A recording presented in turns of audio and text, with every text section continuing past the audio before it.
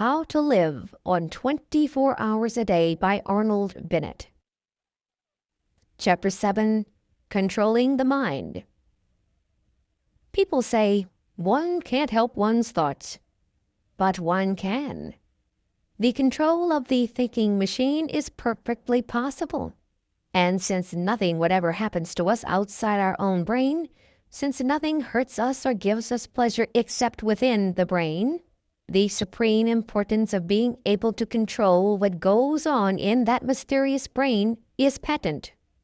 The idea is one of the oldest platitudes, but it is a platitude whose profound truth and urgency most people live and die without realizing. People complain of a lack of power to concentrate, not witting that they may acquire the power if they choose. And without the power to concentrate, that is to say, without the power to dictate to the brain its task and to ensure obedience, true life is impossible. Mind control is the first element of a full existence.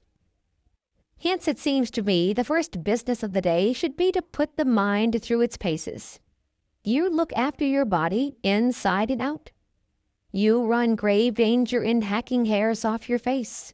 You employ a whole army of individuals, from the milkman to the pig killer, to enable you to bribe your stomach into decent behavior.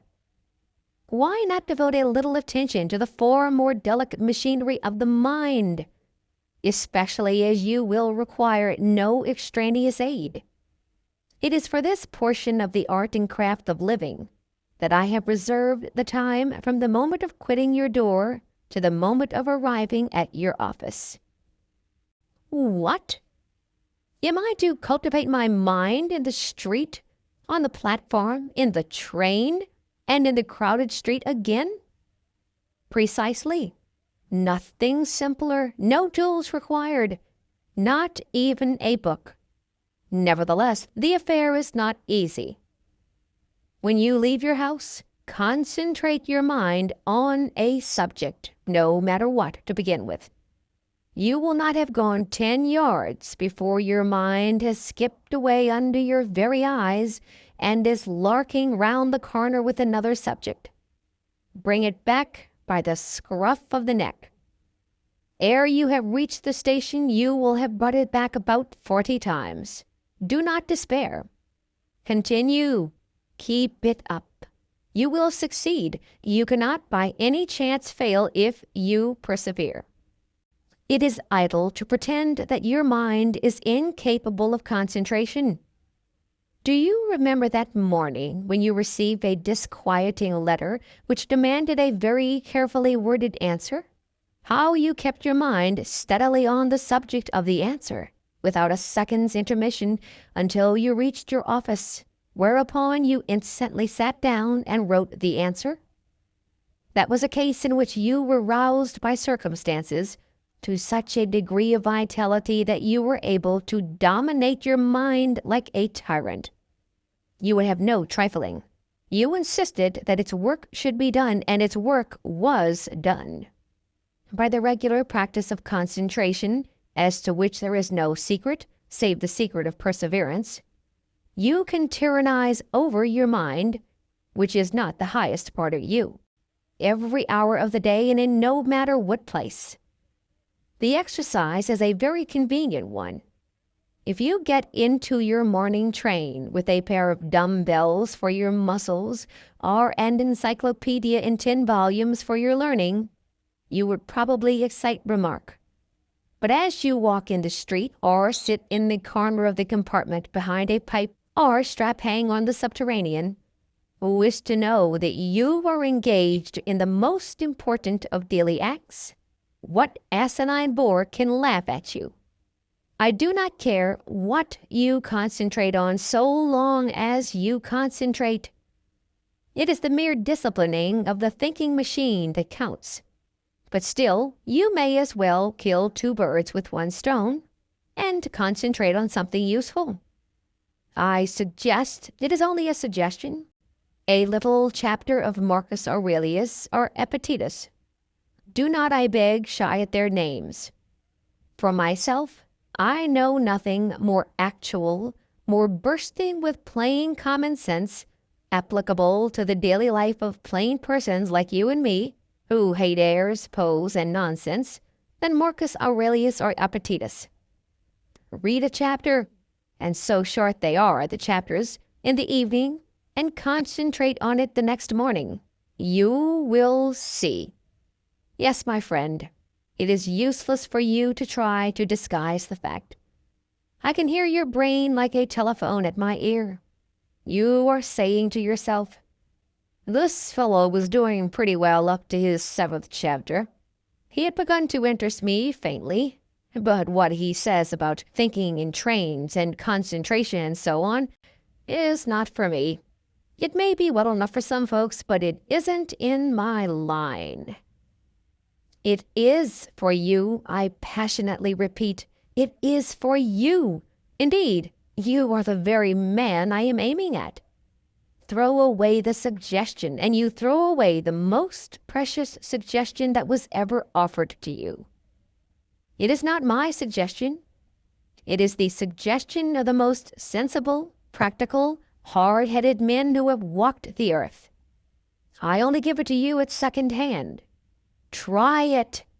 Get your mind in hand and see how the process cures half the evils of life, especially worry, that miserable, avoidable, shameful disease, worry.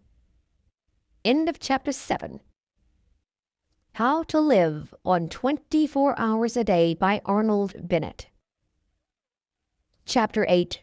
The Reflective Mood. The exercise of concentrating the mind, to which at least half an hour a day should be given, is a mere preliminary, like scales on the piano. Having acquired power over that most unruly member of one's complex organism, one has naturally to put it to the yoke. Useless to possess an obedient mind unless one profits in the furthest possible degree by its obedience. A prolonged primary course of study is indicated. Now, as to what this course of study should be, there cannot be any question. There never has been any question. All the sensible people of all ages are agreed upon it. And it is not literature, nor is it any other art, nor is it history, nor is it any science. It is the study of one's self. Man, know thyself. These words are so hackneyed that verily I blush to write them, yet they must be written, for they need to be written. I take back my blush, being ashamed of it.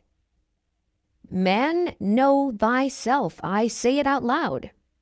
The phrase is one of those phrases with which everyone is familiar, of which everyone acknowledges the value, and which only the most sagacious put into practice. I don't know why. I am entirely convinced that what is more than anything else lacking in the life of the average well-intentioned man of today is the reflective mood. We do not reflect. I mean that we do not reflect upon genuinely important things, upon the problem of our happiness, upon the main direction in which we are going, upon what life is giving to us, upon the share which reason has or has not in determining our actions, and upon the relation between our principles and our conduct. And yet you are in search of happiness, are you not? Have you discovered it? The chances are that you have not. The chances are that you have already come to believe that happiness is unattainable. But men have attained it, and they have attained it by realizing that happiness does not spring from the procuring of physical or mental pleasure, but from the development of reason and the adjustment of conduct to principles. I suppose that you will not have the audacity to deny this. And if you admit it, and still devote no part of your day to the deliberate consideration of your reason, principles, and conduct, you admit also that while striving for a certain thing, you are regularly leaving undone the one act which is necessary to the attainment of that thing. Now, shall I blush, or will you? Do not fear that I mean to thrust certain principles upon your attention. I care not in this place what your principles are. Your principles may induce you to believe in the righteousness of burglary. I don't mind. All I urge is that a life in which conduct does not fairly well accord with principles is a silly life, and that conduct can only be made to accord with principles by means of daily examination, reflection, and resolution. What leads to the permanent sorrowfulness of burglars is that their principles are contrary to burglary. If they genuinely believed in the moral excellence of burglary, penal servitude would simply mean so many happy years for them. All martyrs are happy because their conduct and their principles agree. As for reason, which makes conduct and is not unconnected with the making of principles, it plays a far smaller part in our lives than we fancy. We are supposed to be reasonable, but we are much more instinctive than reasonable, and the less we reflect, the less reasonable we shall be. The next time you get cross with the waiter because your steak is overcooked, ask reason to step into the cabinet room of your mind and consult her. She will probably tell you that the waiter did not cook the steak and has no control over the cooking of the steak, and that even if he alone was to blame, you accomplished nothing good by getting cross. You merely lost your dignity, looked a fool in the eyes of sensible men, and soured the waiter, while producing no effect whatever on the steak. The result of this consultation with reason, for which she makes no charge, will be that when once more your steak is overcooked, you will treat the waiter as a fellow creature, remain quite calm in a kindly spirit, and politely insist on having a fresh steak. The gain will be obvious and solid. In the formation or modification of principles and the practice of conduct, much help can be derived from printed books, issued at 6 pence each and upwards. I mentioned in my last chapter Marcus Aurelius and Epictetus. Certain even more widely known works will occur at once to the memory. I may also mention Pascal, La Bruyère, and Emerson. For myself, you do not catch me traveling without my Marcus Aurelius. But reading of books will not take the place of a daily, candid, honest examination of what one has recently done and what one is about to do, of a steady looking at oneself in the face, disconcerting though the sight may be. When shall this important business be accomplished? The solitude of the evening journey home appears to me to be suitable for it. A reflective mood naturally follows the exertion of having earned the day's living. Of course, if instead of attending to an elementary and profoundly important duty, you prefer to read the paper, which you might just as well read while waiting for your dinner, I have nothing to say. But attend to it some time of the day you must. I now come to the evening hours. End of Chapter 8. How to Live on 24 Hours a Day by Arnold Bennett. Chapter 9. Interest in the Arts. Many people pursue a regular and uninterrupted course of idleness in the evenings because they think that there is no alternative to idleness but the study of literature, and they do not happen to have a taste for literature. This is a great mistake. Of course, it is impossible, or at any rate very difficult, properly to study anything whatever without the aid of printed books. But if you desire to understand the deeper depths of bridge or of boat sailing, you would not be deterred by your lack of interest in literature from reading the best books on bridge or boat sailing. We must, therefore, distinguish between literature and books treating of subjects not literary. I shall come to literature in due course. Let me now remark to those who have never read Meredith and who are capable of being unmoved by a discussion as to whether Mr. Stephen Phillips is or is not a true poet, that they are perfectly within their rights. It is not a crime not to love literature. It is not a sign of imbecility. The mandarins of literature will order out to instant execution the unfortunate individual who does not comprehend, say, the influences of Wordsworth on Tennyson. But that is only their impudence. Where would they be, I wonder, if requested to explain the influences that went to make Tchaikovsky's pathetic symphony? There are enormous fields of knowledge quite outside literature which will yield magnificent results to cultivators. For example, since I have just mentioned the most popular piece of high-class music in England today, I am reminded that the promenade concerts begin in August. You go to them, you smoke your cigar or cigarette, and I regret to say that you strike your matches during the soft bars of the Lohengrin Overture, and you enjoy the music. But you say you cannot play the piano or the fiddle or even the banjo, that you know nothing of music. What does that matter?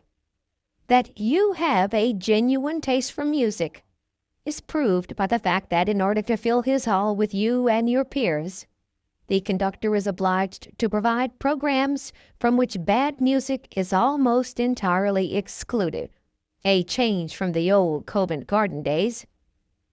Now, surely your inability to perform the Maiden's Prayer on a piano need not prevent you from making yourself familiar with the construction of the orchestra to which you listen a couple of nights a week during a couple of months.